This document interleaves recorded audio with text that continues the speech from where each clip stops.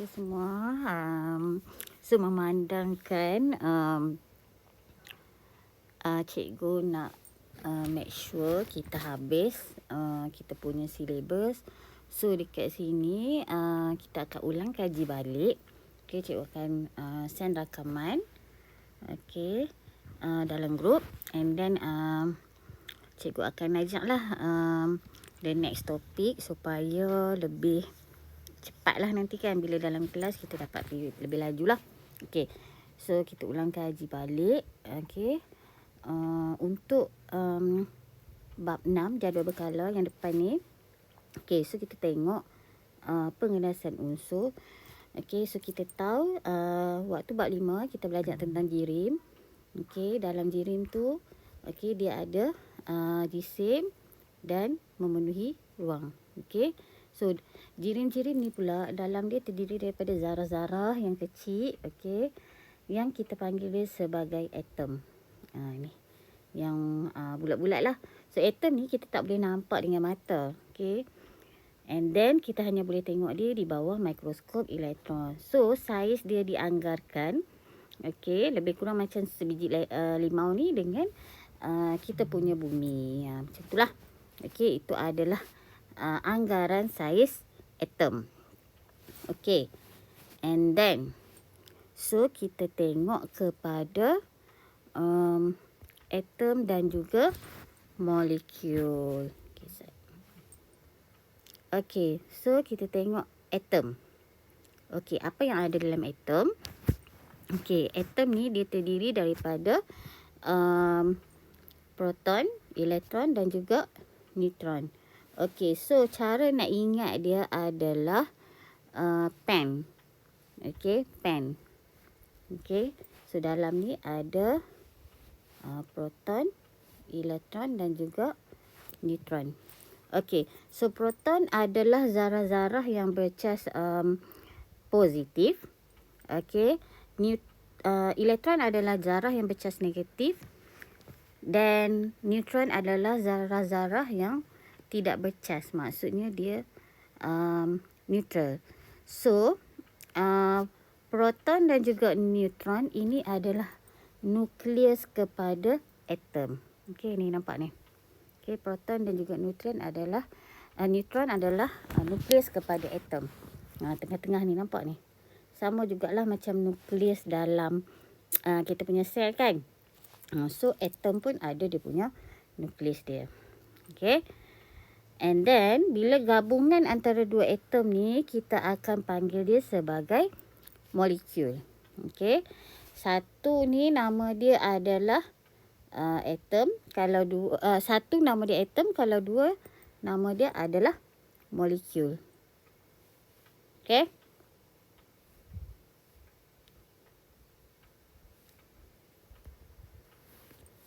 Okey, next page. Okey, so unsur. Okey, apakah itu unsur? Unsur adalah bahan yang paling ringkas. Okey, dia dah tak boleh diuraikan secara kimia. Okey, kepada dua ataupun lebih bahan yang lebih ringkas lagi. So hanya ada satu jenis zarah saja. Okey, contoh kan, macam baldi zinc ni, dia hanya ada atom ataupun molekul zinc sahaja. Maksudnya dia memang dah paling ringkas dah. Okey, contoh besi, oksigen, hidrogen, aluminium, karbon. Okey, tetapi untuk oksigen, okey, nampak tak dia punya atom dan molekul dia. Okey, oksigen dia tak boleh duduk sendirian, dia mesti dalam bentuk molekul. Sama juga dengan hidrogen. Okey, hidrogen ni gas, so dia tak boleh duduk bersendirian. Dia kena molekul juga. Okey, berbeza dengan karbon. Okey, karbon dia atom karbon, ferrum ataupun besi dia ada atom untuk ferrum. Okey, dia tak ada penggabungan dua atom. So dia jenis yang sama sahaja, atom yang sama. Okey. So kalau sebatian pula, okey, sebatian ni dia gabungan daripada dua jenis unsur. Contoh dia macam natrium dengan klorin. Okey, natrium dengan klorin ni bila dia bergabung dia akan jadi garam lah. So dia punya atom adalah atom natrium. Okey, dan juga atom klorin. Okey, dalam bahasa sains dia kita panggil natrium klorida.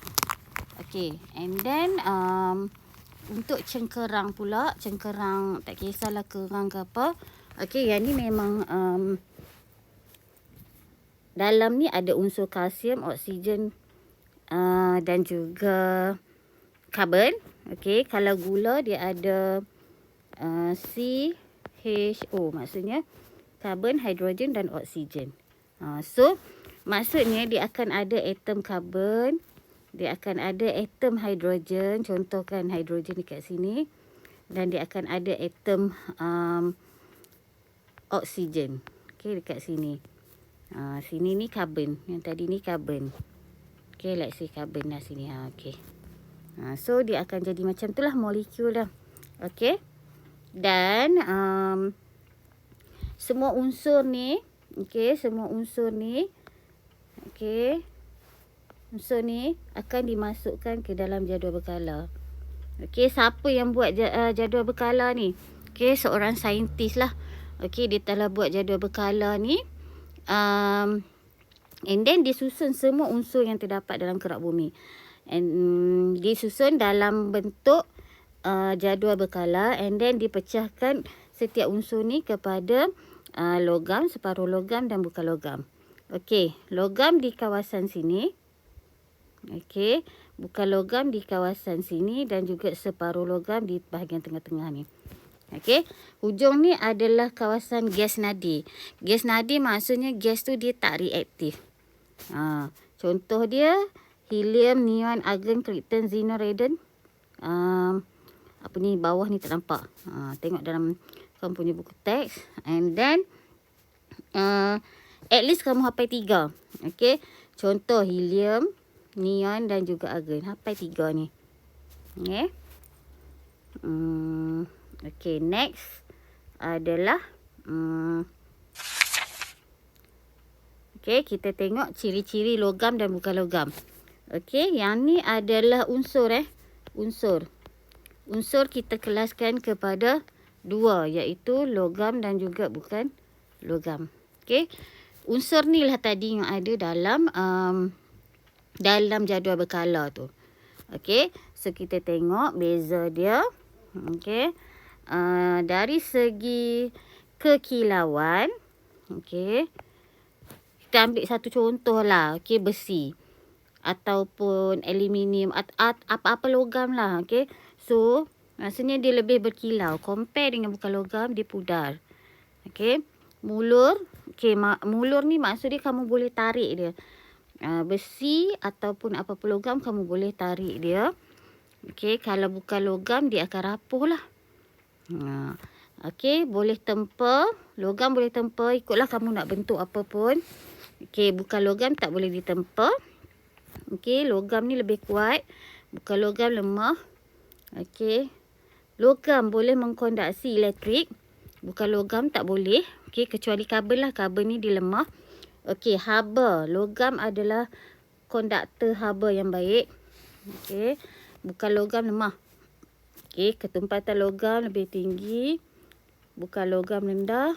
Okey, takat lebur logam lebih tinggilah untuk dia melebur. Sama juga, okey, untuk dia mendidih, dan juga bukan logam lebih rendah. Okey. Next adalah